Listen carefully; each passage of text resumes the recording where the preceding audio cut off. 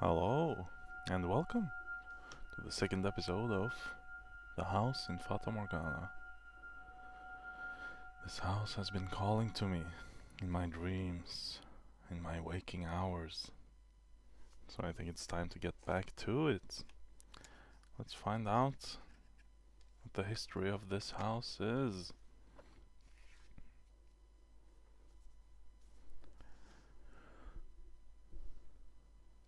Oh, wait. Turns out I am not recording the screen. Wow, alright. Well, here we go. This is the first door. The mansion had an alluring air of beauty about it in that era. It was almost like something out of a fairy tale. This period of history could perhaps be described as a symphony of destruction. Its cumbersome principles of old came crashing down. Freed from the day-to-day oppression of these antiquated precepts, the people seemed to hark back to the more poetic, expressive ways of old. They took these newly blossoming emotions in hand, and with them they wrote literature, painted portraits, composed theater, and found love. Even the church, which had maintained authority throughout the Middle Ages, embraced the changing times, adopting the culture's flowering sense of aesthetic. War would break out not 20 years from then, plucking the ripened era from the tree of history. But that is of no concern to us now. At the time it was still what people refer to as the Golden Age, a period of furor for all who were there.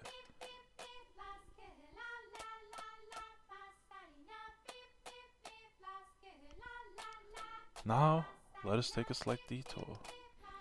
No, we will not be changing locations. This is a tale about the mansion, from beginning to end. We will, however, be moving through time. Say, about 8 years into the past. A very wealthy family lived in the house then. The mother and father, brother and sister all had distinctive, beautiful flaxen hair. I was always enamored by their hair. By contrast, mine is the color of a wet crow. See, there I am, standing around, looking rather a fool. I was happy back then. And what reason did I have not to be, afforded the opportunity to attend such a beautiful home? So I poured my heart into serving that family. Listen closely if you would. That soft, fleeting sound that could only be a young girl singing. Can you hear it? La la la, la la la la. The girl you see cheerfully picking crimson roses and singing like a songbird was called Nellie. Though young, she sang with elegance. Nellie was deeply fond of the house's garden, and she would often spend her afternoon there. Gorgeous roses gathered from all across the world bloomed in the garden. They were given the utmost care and even had their thorns removed, so young Nellie would not hurt herself, naturally. The light brown-haired girl carefully plucked petals from the roses, gathering them up as she sang. Her voice was like music played by fairies. Nay, the sight of her was like an angel descended from heaven. Oh dear, please don't look at me like that. I admit I was being rather fanciful, but what is a woman if not fanciful? Little bird, singing night and day, for your little birdie heart, sing your woes away. Pretty flowers all around the little birds, and even when the sun comes up, oh dearest Mel, I've forgotten what comes next. Are you listening? Nellie was, as a matter of fact, not the only visitor to the rose garden that day. She always came with her older brother, Mel. The young siblings were inseparable. Mel adored his little sister, who in turn pined for his attention. The sight of the two innocent children cuddling together, not yet shackled by the fear for the future, was truly heartwarming. That day, Mel was sitting in the shade of a tree reading a book. As I am sure you are aware, in their time books could not yet be mass-produced. What he was reading had been copied by a scribe. I presume he had borrowed it from the church. The book, having passed through many hands over many years, was visibly worn, but I suppose that just speaks to its importance. It was in fact a Latin grammar textbook he was reading. Mel was a clever boy. He had attended church from a very young age, where a priest would instruct him in Latin grammar. So at that time, I believe he was capable of reading even advanced texts. Oh, dearest Mel, please. The young girl approached her brother, who was consumed by the text. In her hands she carried a large pile of rose petals. Though his sister's shadow overlapped with the trees, the boy still did not notice. So Nelly puffed her cheeks, thrusted her out her slender arms, and let the petals fall. Ah!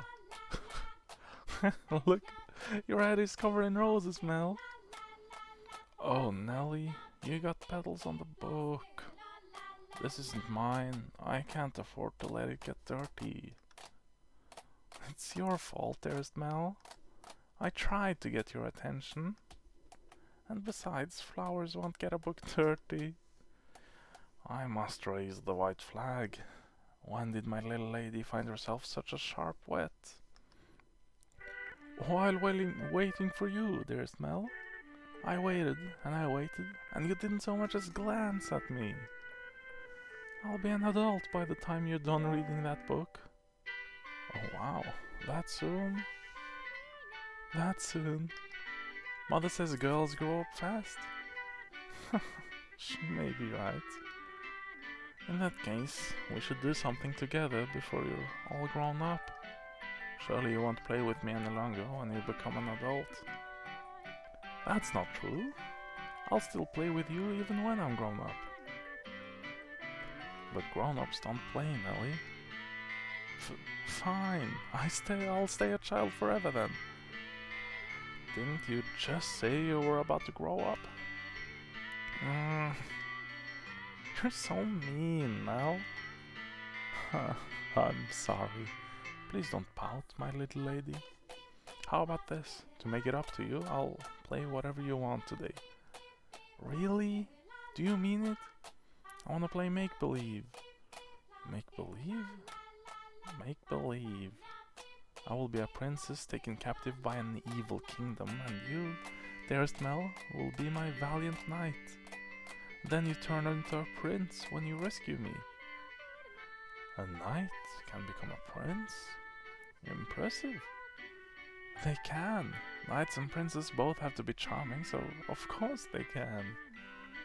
Which is why it must be you, dearest Mel. No one else can be my prince or my knight. While he may have appeared outwardly embarrassed, as his rose-cheeked sister proclaimed pratingly, I am certain he was smiling on the inside. After a few moments he meekly knelt, bringing himself to eye level with Nelly and gently stroking her soft hair. All right then, you're my princess, Nelly. And not just anyone's princess, there's Mel, but yours alone. So, don't be anyone else's prince, but mine, okay? Nelly, jeez, my princess is quite the fawner. Is that bad? Does that make you dislike me? Not at all. I'm proud to have you as my sister, Nelly. You mean more to me than anything in the world, my dear princess. I love you, dearest Mel. You'll always be my prince, forever and ever. Her mood quite improved. Nelly began humming the melody of the song she had forgotten the lyrics to. Holding the skirt of her dress out from her body, the young girl pranced about the rose garden. Mel, his eyes on her back, gave a little shrug. Oh, Nelly, don't come crying to me if you trip running like that. But Mel was not entirely disapproving of his sister's excitement. He carefully brushed aside the petals on his book, set it in the shade of the tree, and began chasing after Nelly. They were picturesque siblings, brimming with hope. And at this time in their lives, there was nothing to jeopardize that hope. Would it not be wonderful if children could stay children forever, Master? As I see it, though, the pleasant, gentle times in our lives have value because they come to an end. Wouldn't you agree? Time continues to flow, impartial and without exception. And as such, everyone's childhood comes to an end. Be that, be that as it may, does time also flow as at the same speed for each oh yikes. For each individual? Now, let us take a trip down the river of time. I would be very much delighted if we could remain at this point in time, but unfortunately we cannot. Please, do not let go of my hand, Master.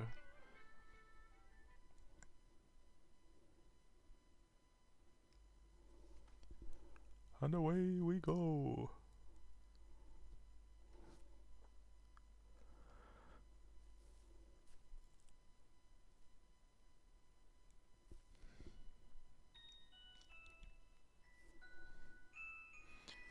I'll be on my way then.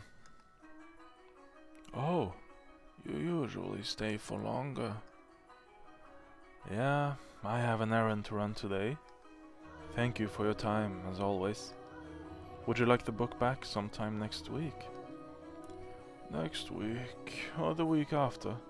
Hold on to it as long as you'd like. But surely there are others who would want to use it. None as sharp as you, Mel. Put yourself in my shoes and you'll understand. I want to give you any advantage you can get. Oh, do you not believe me? No, I believe you, Father. And I mean to do whatever I can, not to disappoint you. That's the spirit. If you need anything, don't hesitate to ask. I'm proud to have you as my pupil. Oh yes, and Mel, do consider what we were talking about. Going to university? Indeed. If you do, I can introduce you to some accomplished instructors.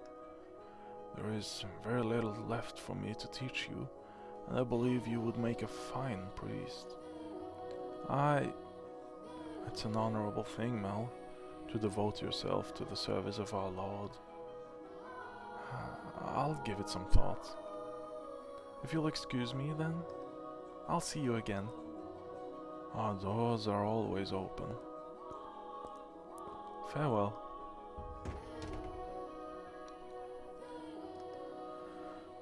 Whether it's in the service of God or the service of the church, it is an honorable profession.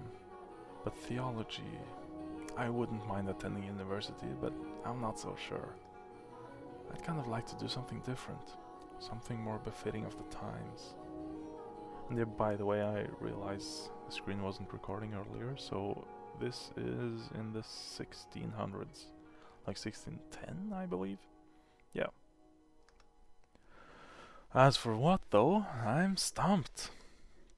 But I need to make up my mind soon. If I drag my feet for too long, even my father is liable to grow impatient.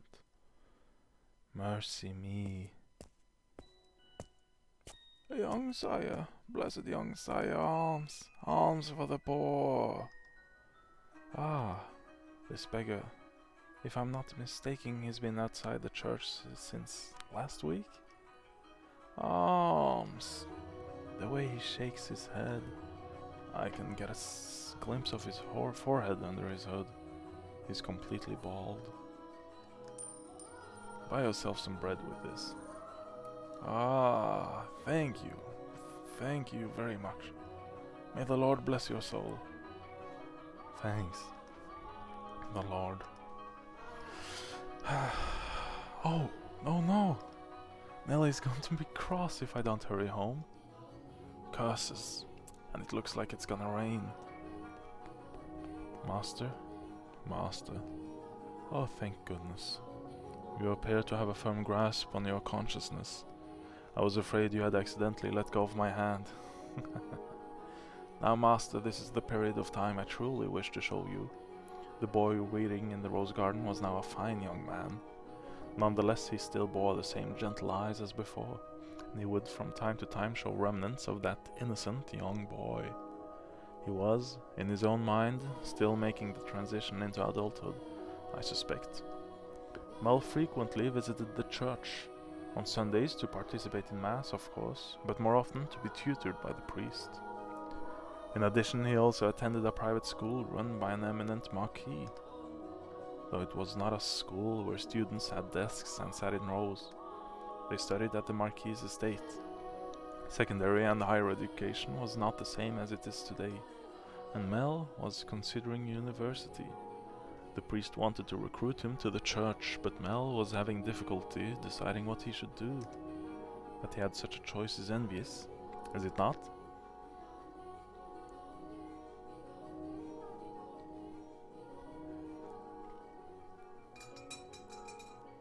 Good afternoon.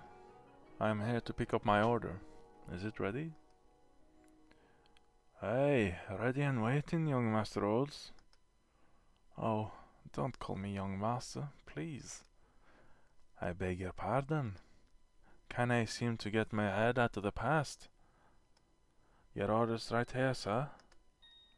Mel had stopped at a jewelry store in the center of town on his way back from the church. The building was both a workshop and storefront. The nobles of the area were deeply fond of the master's wares.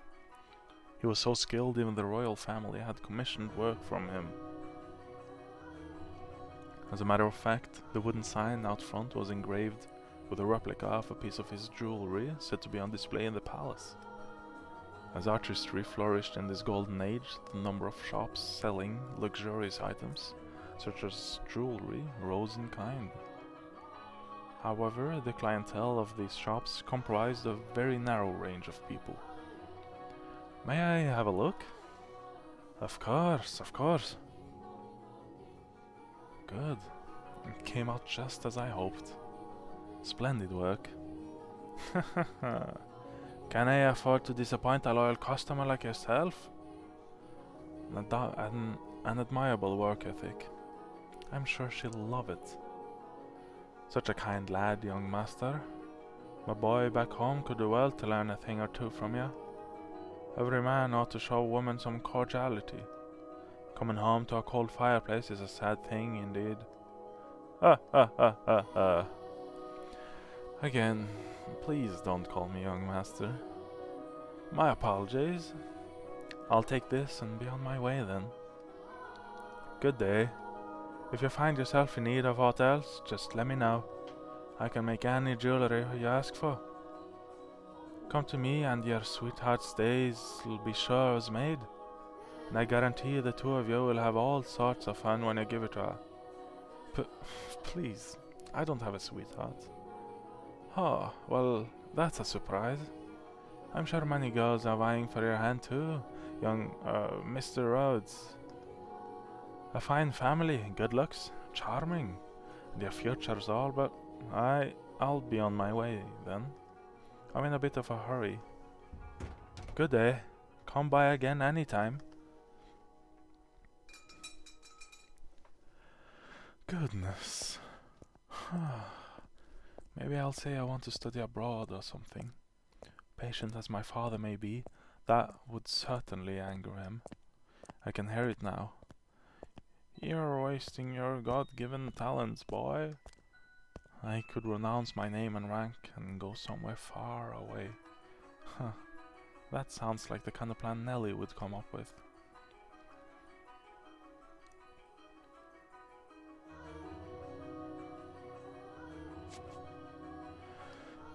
As he drew closer to the mansion, the rich fragrance of roses grew more prominent. Over time, the distinctive scent had led visitors to refer to the house as Rose Manor. It was also probably a play on the flaxen-haired family's last name, Rhodes, which you heard the owner of the jewelry store say just moments earlier. The mansion looked quite different than it does now, no? No thickets of ivy covering the walls, and no rotten, broken doors to be found. I wonder what the Rhodes family would think if they saw the house in its present tragic condition. The sight of their abundantly blooming roses, a veritable symbol of prosperity, long since withered and turned into soil. My apologies, I got a little sentimental there. Let us forget for a moment about our own time. I suppose I stayed out a little too long. Oh well, the sun style. Oh, yikes. Oh well, the sun still shines high in the sky. I'm sure it's. Oh! Oh! Dearest Mel, what took you so long? Wherever have you been? I've been waiting forever. Nelly, you're not in the house? Nope, you were taking so long I decided to wait by the gate. But you didn't even notice me. At all. Is that any way to treat a lady? All that studying's got your head stuck up in the clouds. No, it hasn't, really. Also, you're heavy. Could you please get off my back? Heavy? I've been gradually reducing the amount of sweets I eat, and I love sweets, to maintain my figure for a new dress, and you call me heavy? I didn't catch that. Were you saying a tongue twister? You're such a dimwit, Mel. Jerk, blockhead, weakling. And obnoxious to boot. Whatever happened to the delightful little girl who was once my sister? She'd probably throw a fit if I said that out loud. Should we really be outside, Nellie? You are the star of today's event. It's fine. They can call it a birthday party, but I know it's just about fraternizing. It's obvious what Father's true motives are. He'll be gathering a bunch of boys from good families to look for someone to marry me off to. Oh, I have no interest in that at all. Don't be like that, Nellie. They're all here for you. At least enjoy what you can of the party. I guess. Besides, it's not completely terrible. Look at this there, Mel. What do you think? What do I think? About what? About what? Mel. I should have waited to say that loud. Mel, my new dress. It arrived. I'm wearing it. How could you not notice? I did notice. It was something I hadn't seen before, but you have so many dresses, Nelly, so... But this is the dress I had made just for today. Look at the colors. They're so pretty. It's the work of a renowned dyer. And this belt is just lovely. You see how it comes together to form a butterfly? Oh, I'm just absolutely in love with it. I think I'll be wearing this dress for a while to come. So, tell me, what do you think? Does it look good on me? Yeah, it does. It's pretty. In some ways, I guess she's still a delightful little girl. Oh, there's Mel, I love you. Globs you. Whoa, don't jump on me like that. Ah! Oh my, you dropped something. And what have we here? Oh, wait, hold on. No, you can't have that yet. Is it a present? Give it back. I was gonna give you that later. I knew it. It's for me. Just what could it be? Hey, don't open it. What's the big deal? It's gonna be mine soon anyway, isn't it? Oh, I love it. A rose necklace. And this design, it's from the jeweler the royal family uses. Oh my dearest Mel. You had this made just for me? Oh jeez. It defeats the purpose if you open it before the party. Happiness is always better sooner rather than later, Mel. I think I'll put it on right away. There, how does it look? It looks lovely. My prince is still the sweetest in the land. Don't make such weird noises. Oh, but why not? A prince always knows exactly what his princess wants. And this princess wanted some rose jewelry to go with her new dress. Understand? Jeez, I sure don't have it easy playing your prince, Nelly. It might be about time you found a new one. A prince is a prince because you can't just find one standing on the street corner. If you want to retire there, Mel, you're gonna have to wait another 10 years. That's a long time. Or, if you find yourself a new princess, I'm not. Hmm. You're about as romantic as a rock there, Mel. But worry not, your adorable sister will always be your princess. What more could you want? Are you really allowed to be the judge of that? I mean more to you than any other girl in the world, do I not? But that makes me your perfect princess. Hey! What was with that laugh and it'll all be over soon laugh? You're always telling me I mean more than anyone to you. Yeah, you do. More than anyone in the world, my beloved baby sister. Hee hee. I'll take good care of the necklace. Thank you, my dearest Mel. Well, if you're happy with it, then so am I. You're very welcome. Now back into the house with you. Can't have a party without the guest of honor. Do you know if anyone's here yet? Nope. I imagine they'll be here soon though. Were you down at the church again today, Mel? Yeah, there was something I didn't know how to translate, so I went to look it up. Wow, so diligent. I can't say I really like the priest there, personally.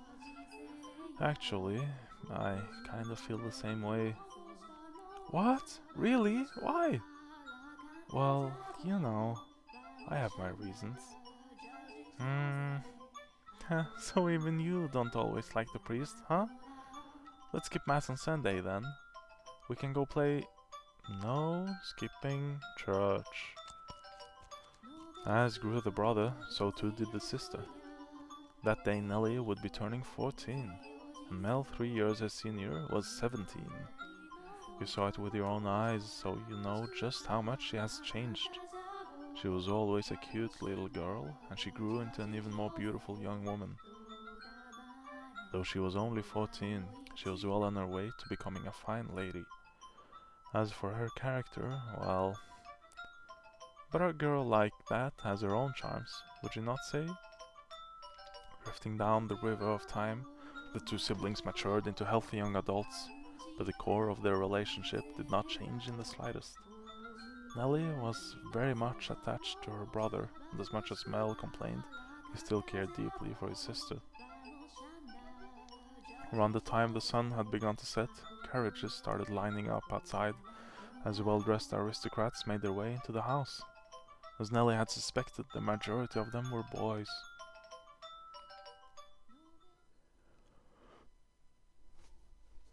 Okay, I think we'll end it here. A nice and sweet half-hour episode. Yeah. Then I will see you guys next time.